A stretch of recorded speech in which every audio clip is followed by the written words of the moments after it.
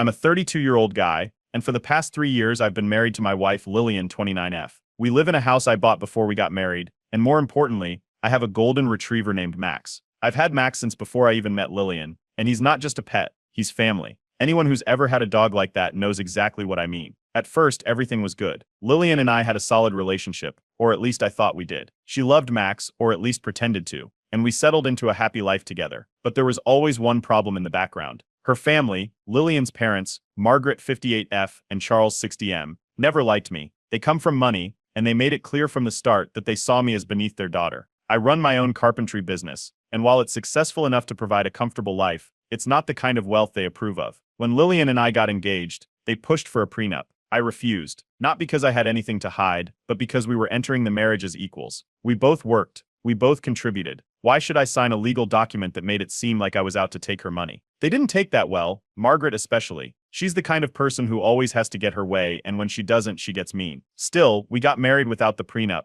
and I figured that was the end of it. I was wrong. A few months ago, the pressure started again, this time in the form of a postnup. Lillian suddenly started bringing it up out of nowhere, saying it was just a precaution, that it wouldn't change anything, that it was just a piece of paper to protect her assets. I asked her what exactly she was protecting, considering we split everything evenly. She never had a good answer. The more I refused, the more insistent she became. Then her parents got involved, calling, texting, even showing up to push the issue. They made it clear that they didn't trust me, that they thought I was waiting for an opportunity to screw their daughter over. It didn't matter that I had never taken a dime from her. They had it in their heads that I was some kind of gold digger, despite being financially independent before I ever met her. Lillian started changing. At first, she used to roll her eyes at her parents' nonsense, but now she was pushing their agenda. We fought about it more than once, and every time, she assured me she wasn't thinking of leaving me. She just wanted peace of mind. But how does a postnup give peace of mind if the plan is to stay together forever? Things got worse, and then, one night, they went completely off the rails. I came home late from work and went straight to let Max inside. The second I stepped outside,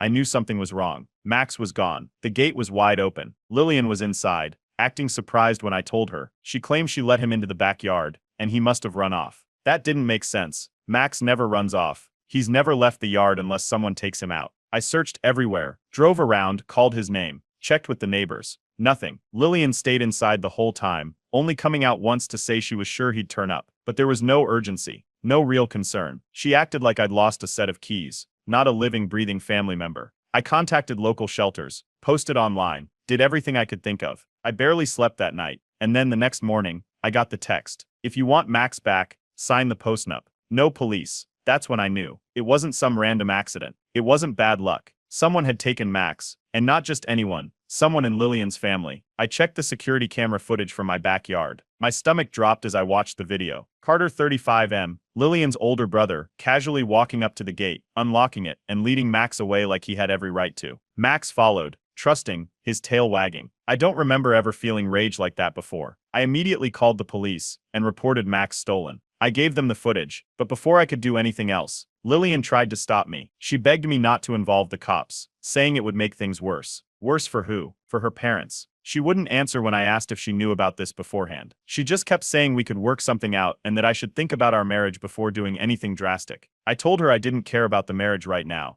I cared about Max, and if she wanted to stay married, she should be just as furious as I was. She didn't have an answer for that either. Then she hit me with an ultimatum. If I pushed this any further, our marriage might not survive. That told me everything I needed to know. I gave her one last chance, one final opportunity to fix this. I told her to call her parents and tell them to return Max immediately. If they did, we could have a conversation. If not, I would escalate things. She said she'd see what she could do. I spent that night staring at my phone, waiting for a call that never came. I already knew what that meant. They weren't going to return him. The next day, I was done waiting. I was getting my dog back, no matter what it took. Update 1. Morning came, and Max was still gone. The first thing I did was call the police again. But they didn't treat it as an emergency. They had the footage, but since Max was technically family property, they weren't in a rush to escalate. I was told they'd send someone to follow up, but it wasn't going to be immediate. Lillian sat at the kitchen table, scrolling through her phone like nothing was wrong. When I confronted her, she acted like she was trying to help. She insisted her family wasn't dangerous, that they were just concerned and trying to do what was best for everyone. I didn't bother entertaining that. How does stealing someone's dog equal doing what's best? She kept making excuses, but I was done listening. I started making calls. A mutual friend, Jake, had a friend who worked security at a private estate, Lillian's parents' estate. When I asked him to keep an ear out, he didn't even hesitate. An hour later, I got a text. Carter had been spotted arriving late the previous night, alone except for a golden retriever in the back seat. I already knew where Max was. Now I just had to get him back. I drove straight to the estate. The moment I pulled up, two security guards stepped forward like they had been expecting me. I demanded to see Carter, but they didn't budge. One of them handed me a phone.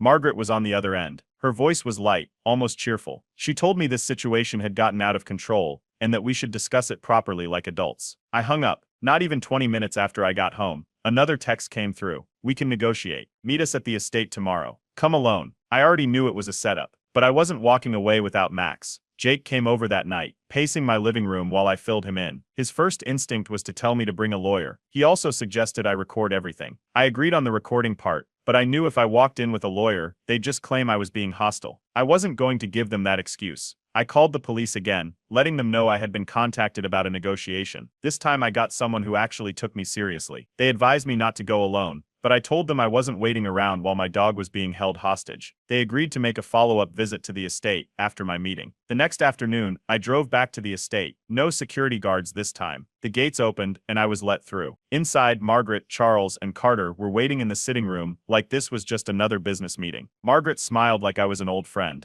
gesturing for me to sit. Carter leaned back against the couch, looking way too comfortable for someone who had been caught on camera committing a crime. Charles just looked bored, like he already knew the outcome. A folder sat on the table. Margaret pushed it toward me. The postnup. She didn't even try to hide it. She spelled it out. If I signed the postnup, Max would be returned to me immediately. I ignored the folder. I asked to see Max. Charles let out a laugh. He told me Max was safe, well cared for, and that I had nothing to worry about. I pulled out my phone, set it on the table, and played the security footage from my backyard. Carter stealing Max. Clear as day. The fake smiles cracked. Margaret and Charles exchanged a look. Carter just scoffed, shaking his head like I was making a big deal out of nothing. That's when they switched tactics. Charles leaned forward, telling me to think carefully about my next steps. He talked about how their family handled things, how they had influence, connections, and resources that I didn't. This was just how things worked. The sooner I accepted that, the better. I leaned back and let them talk. Then when they were finished, I made my move. They had 24 hours to return Max. If they didn't, I would press full charges. Charles let out another laugh, but this time it sounded forced. He told me good luck proving anything. Margaret sat stiffly, staring at the phone on the table, still playing the footage. Carter stood up like he was already done with the conversation. I walked to the door. As I reached for the handle, Lillian's voice stopped me. She had been standing at the entrance, silent the entire time. As I passed, she grabbed my arm and whispered two words. Be careful. I didn't stop to ask what she meant.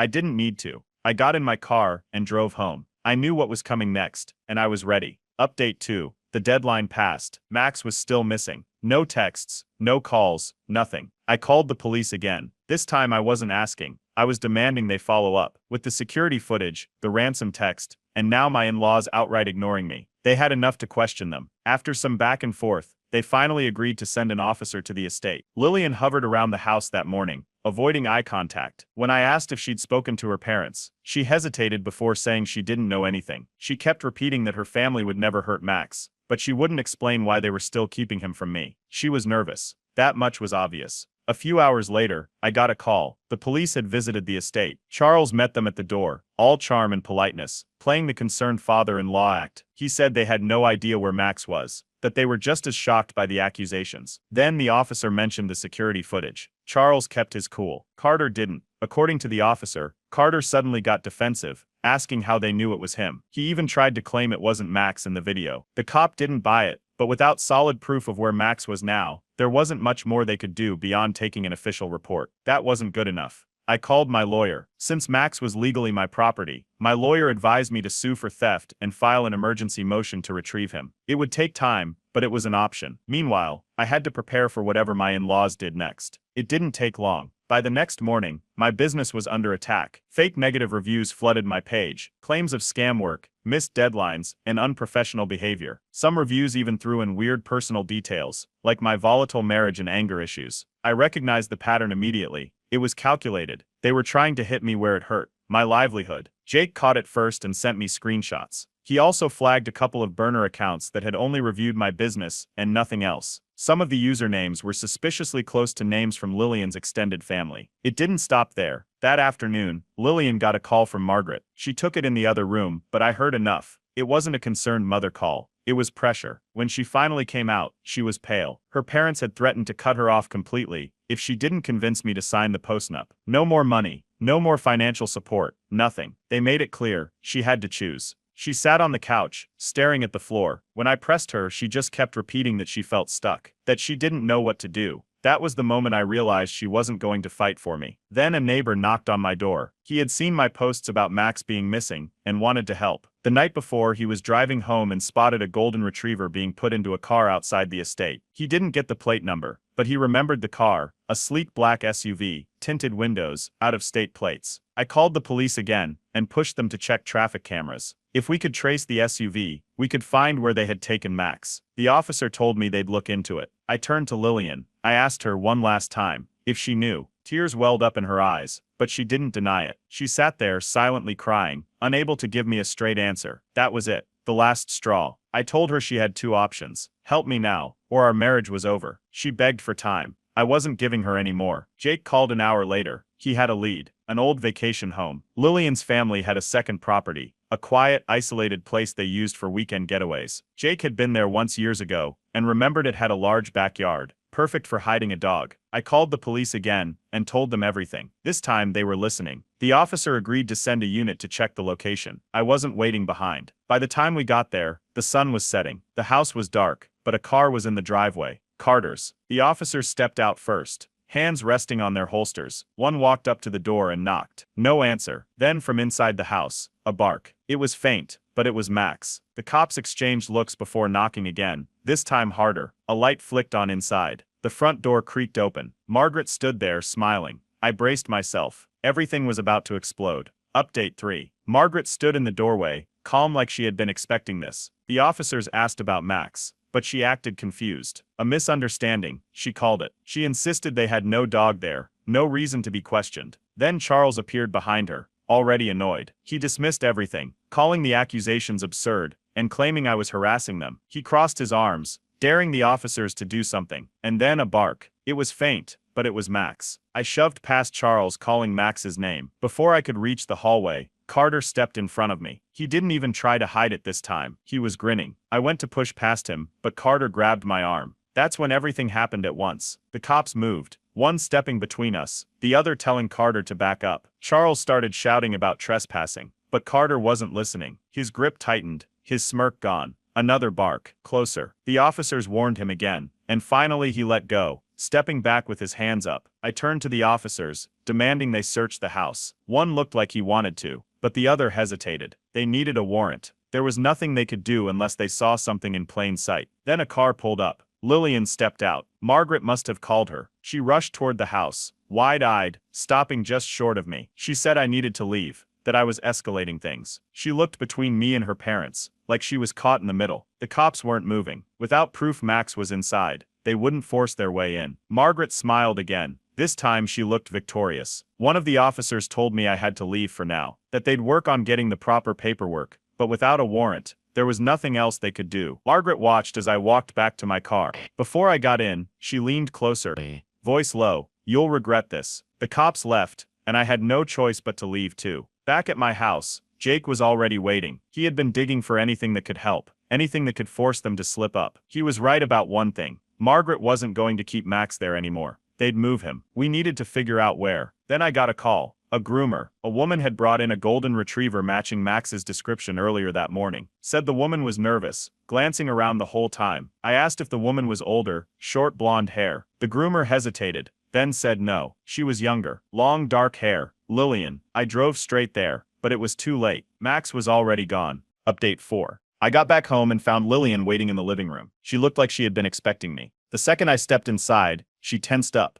like she knew what was coming. I didn't waste time. I demanded answers. She wouldn't look at me, her hands fidgeted in her lap, her breathing shallow. When I pressed harder, she finally admitted it. She had taken Max to the groomer. There was no excuse that could justify it, but she tried anyway. She claimed she was trying to smooth things over, that things had gotten out of control, and she thought if she kept Max safe for a little while, everyone could calm down. She insisted she had always planned to return him. If that were true, why was she sneaking around? Why hadn't she just brought him home instead of taking him somewhere else? She had no answer. I pushed further. That's when she cracked. Under pressure, she finally admitted the truth. Margaret had convinced her that I needed to be taught a lesson, that if I refused to sign the postnup, I had to see what it was like to lose something I cared about. Everything clicked into place. Lillian had never truly defended me. She had never been caught in the middle. She had chosen a side, and it wasn't mine. I was done. I told her the marriage was over. She panicked. She tried to backtrack, saying we could fix this, that I was being irrational. She grabbed my arm, pleading, trying to convince me to listen. I saw through it. She still thought she could manipulate me, that she could find the right words to make me doubt myself. It wasn't working. I told her to leave. She refused at first, standing there shaking her head, repeating the same things over and over. Then, as if flipping a switch, her desperation turned to anger. She called me heartless. She accused me of ruining our marriage over a dog. Then she stormed out.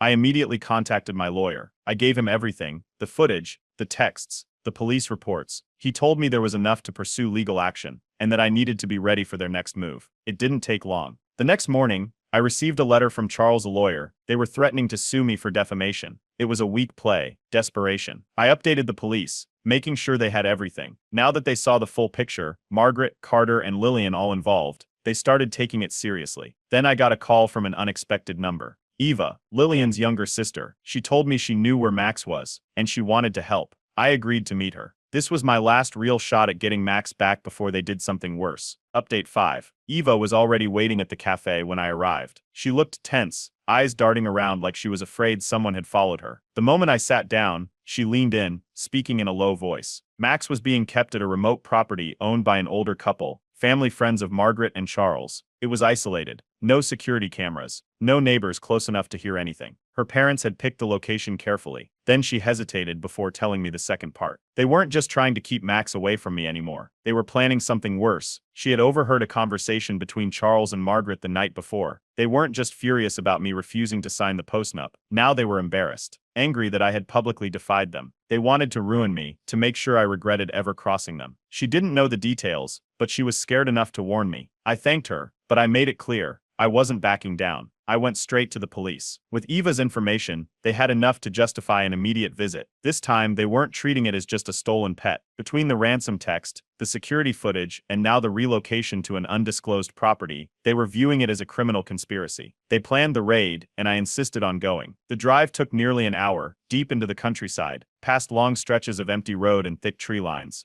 By the time we arrived, the sun was setting. The house sat alone on a large piece of land, backed up against the woods. There were no security cameras, no alarms, just a quiet two-story home with a wide backyard. 2 officers stepped up to the front door and knocked. After a few moments, an older woman answered. She looked confused at first, but the second she saw me standing behind them, something shifted. Her eyes narrowed. Charles and Margaret had prepped her. She denied everything. She had no idea why the police were there. She hadn't seen any golden retriever. She kept her face blank, but then I spotted it, hanging on a hook by the door, Max's leash. I pointed it out, and her expression wavered. Before she could recover, the officers stepped inside. Then I heard it, barking. It was faint, but it was him. One of the officers followed the sound, while the other stayed with the woman. A few seconds later, the back door swung open. Max was in the yard, tied to a wooden post. I ran. The moment he saw me, his tail wagged so hard his whole body shook. He let out a high-pitched yelp, straining against the leash. I unhooked it, and he lunged into me, paws on my shoulders, licking my face like he thought he'd never see me again. The officers arrested the couple on the spot. They tried to protest, claiming they were just watching the dog as a favor, but the evidence was overwhelming. The police wasted no time filing charges against Margaret, Charles, and Carter. Then my phone buzzed. Lillian, she was crying, saying she never wanted it to go this far, that she hadn't known what her parents would do. I told her it was over. She had made her choice. By the end of the night, the charges were official: theft, coercion, and conspiracy. Margaret, Charles, Carter, and even the homeowners who had hidden Max were all facing legal consequences. The nightmare was finally over. I had Max back, and I knew one thing for certain: no one was ever taking him from me again. Update 6. The legal battle had officially begun. My lawyer confirmed that Margaret, Charles, Carter, and the couple who hid Max were all facing serious charges: conspiracy, theft, and coercion. This wasn't just about a stolen dog anymore. It was a full-scale criminal case. Lillian kept calling. I ignored every attempt. Voicemails, texts, each one begging me to drop the charges. She was terrified of what her parents would do if they were found guilty, but I was done entertaining her pleas. Then the smear campaign started. Margaret and Charles spun their own version of events online, making me out to be an unstable, vindictive husband who was using a dog to punish his in-laws. My business was hit with another wave of fake negative reviews, this time even more aggressive than before. Comments accusing me of abusing Max, being controlling, even having a criminal record. None of it was true, but they were trying to bury my reputation under lies. My lawyer fired back immediately. A defamation lawsuit was filed against them. They weren't just going to get away with this. Then Eva called with an update. Lillian had been cut off completely. Margaret and Charles were furious that she hadn't been able to control me. Their golden daughter had failed them. They shut off her credit cards, froze her accounts, and stopped paying for her apartment. Now, she was staying in a cheap motel, scrambling for help. I didn't care. My lawyer fast-tracked the divorce. The papers were served within the week. Lillian broke down when she received them. She claimed she never wanted things to end like this, that she still loved me, that we could fix it. I reminded her that she helped kidnap my dog. There was nothing to fix. Then the first arrest happened. The police found something damning on Carter's phone, evidence linking him directly to the ransom texts. He had been stupid enough to leave a digital trail, and now he was paying for it. Seeing him taken in felt like justice. Jake wasted no time hitting back, using his social media presence to expose the harassment. The tide began turning. More people started seeing the truth. Clients, friends, even strangers online, started pushing back against the lies, drowning out the negativity. Margaret tried one last desperate move. Her lawyers sent me a lawsuit, claiming emotional distress.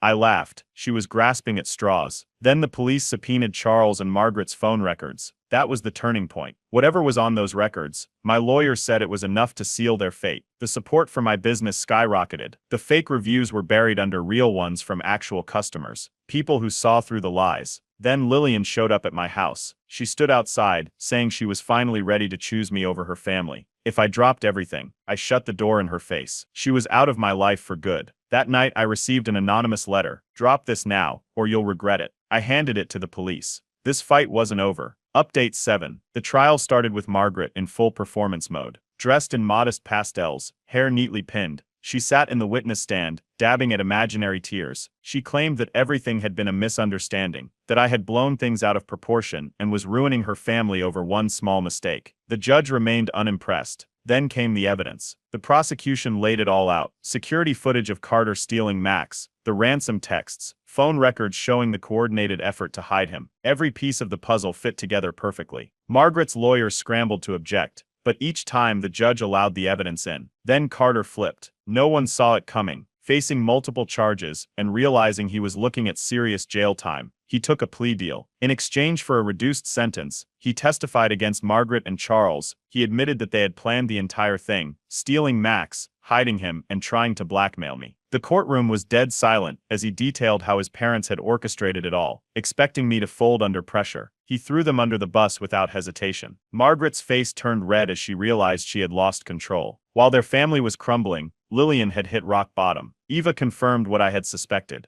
Lillian had moved in with an old college ex after her parents cut her off. No job, no savings, no way to afford the life she was used to. And somehow she blamed me for destroying her life. Then Charles made his move. My lawyer received an offer, a settlement from Charles. If I agreed to drop all charges, they'd pay me a hefty sum and issue a private apology. I rejected it without hesitation. Shortly after, my divorce was finalized. There was no emotional reaction, no regret, just relief. Jake threw a small get-together to celebrate, calling it a Max's home and OP is free party. Max spent the night surrounded by people who actually cared about him, getting belly rubs and sneaking bites of food. The next morning I took Max for a full vet checkup. He was healthy but had clearly been underfed. It only made me more certain no one was ever going to take him from me again. Meanwhile, Charles' world was falling apart. His company's stock plummeted as investors pulled out, unwilling to be associated with a man facing conspiracy charges. What once had been a powerful business empire was crumbling before his eyes. Margaret made one last desperate attempt to escape justice. She claimed she was mentally unwell at the time of the incident, that she wasn't responsible for her actions. It backfired. My lawyer presented text messages of her bragging about the scheme, laughing at the idea of teaching me a lesson. Her excuses collapsed. Then she snapped. Right there in the courtroom, she lost it, screaming at me, calling me a gold digger and a fraud. The judge threatened her with contempt, and she had to be physically removed. The media picked up on the case. The internet tore them apart. Margaret and Charles were exposed for exactly what they were, controlling manipulative monsters. Eva finally cut ties with them for good. She thanked me for standing up to them, saying I had given her the strength to walk away. With the trial nearing its end, I finally felt like I could move forward. A new beginning, and this time no one was holding me back. Update 8. Margaret sat in the courtroom, hands clasped, waiting for the judge's ruling. When the verdict came down, guilty, her composure cracked. The judge handed her a prison sentence for conspiracy and coercion. She sobbed, pleading, but it didn't matter. Money and power weren't saving her this time. Charles avoided jail but wasn't walking away unscathed. His company was in freefall, investors pulled out, lawsuits piled up, and his reputation was in tatters. With mounting legal fees, he was forced to sell multiple properties just to stay afloat. The man who once looked down on me as beneath his family was now barely holding on to his own. Carter walked away with probation, but his cooperation cost him everything. His name was stained, his connections gone. No one wanted to be associated with him. He wasn't in jail, but he was ruined. Lillian disappeared from the spotlight. Eva later mentioned that she had moved to another city, trying to start over. She had nothing left from her old life. No money, no family support, but I didn't care. She was irrelevant now. Then, the final legal battle ended in my favor. I won my defamation case against Charles and Margaret. The settlement was enough to cover every legal cost they had forced on me. After months of court fights, it was over. With the controversy behind me, my business thrived. The local community backed me completely, flooding my shop with new customers. Clients refused to believe the lies Charles had spread. And then there was Max. People recognized him everywhere we went. Some even stopped to take pictures with the most wanted dog in America. He got more free treats from local businesses than he knew what to do with. I wasn't taking any chances this time. I upgraded my home security, cameras, reinforced locks,